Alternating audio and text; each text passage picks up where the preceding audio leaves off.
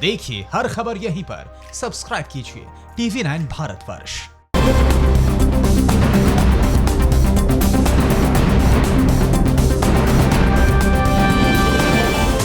दिल्ली में कोरोना के कितने मरीज, कहां तक पहुंचा रिकवरी रेट? दिल्ली में किस जज को हुआ कोरोना?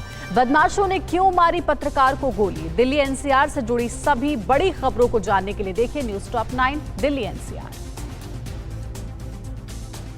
दिल्ली में कोरोना के मामलों में तेजी से कमी आ रही है। राजधानी में 54 दिनों बाद पहली बार कोरोना के नए मामलों की संख्या 1000 से कम रही।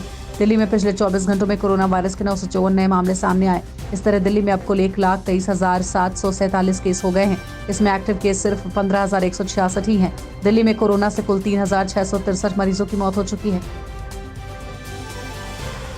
दिल्ली में कोरोना के घटते मामलों के बीच मरीजों की रिकवरी रेट में भी तेजी से सुधार हो रहा है। दिल्ली में कोरोना वायरस के अब तक 84.78% मरीज ठीक हो चुके हैं, जबकि दिल्ली में कोरोना का डेथ रेट 2.96% है। दिल्ली में 1,04,918 मरीजों ने कोरोना को मात दी। दिल्ली में अब सिर्फ 15,166 एक्टिव केस हैं। साथ ही दिल्ली में लगातार टेस्ट का आंकड़ा बढ़ाया जा रहा है। दिल्ली में अभी तक 8,30,459 टेस्ट हो गए हैं। पिछले 24 घंटे में कुल 11,470 टेस्ट हुए हैं।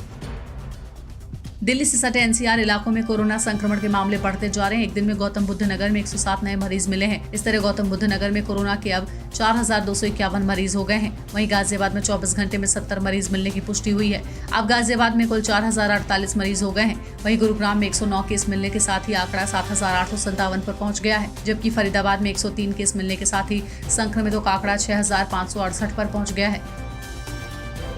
दिल्ली के कड़कड़डूमा कोर्ट के एक और जज कोरोना पॉजिटिव पाए गए हैं। डिस्ट्रिक्ट जज संजय शर्मा ने सर्कुलर जारी कर बताया कि एडिशनल सेशन जज एसके गौतम कोरोना पॉजिटिव पाए गए हैं। वे 8 जुलाई को कोर्ट आए थे और 15 जुलाई को उनके पॉजिटिव होने के बारे में पता चला। इससे पहले इसी कोर्ट के डिस्ट्रिक्ट सेशन मजिस्ट्रेट भी कोरोना पॉजिटिव मिले थे।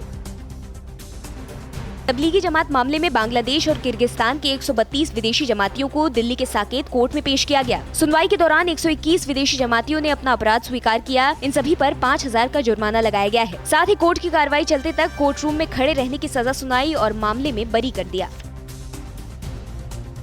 दिल्ली एयरपोर्ट पर नारकोटिक्स कंट्रोल ब्यूरो ने 5 करोड़ की हेरोइन जब्त की है। इसे मेकअप किट में छुपाकर आसाम ले जाया जा रहा था। नारकोटिक्स डिपार्टमेंट को खुफिया जानकारी मिली थी कि ड्रग्स का एक बड़ा कंसाइनमेंट युगांडा से आसाम पहुंचाया जाना है। 1 किलो 700 ग्राम हेरोइन के साथ 2 नाइजीरियन और 2 भारतीय नागरिकों को गिरफ्तार किया गया।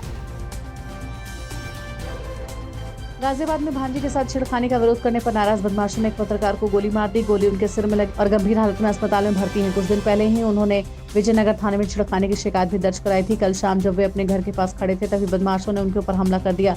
पुलिस बदमाशों की तलाश में जुटी है।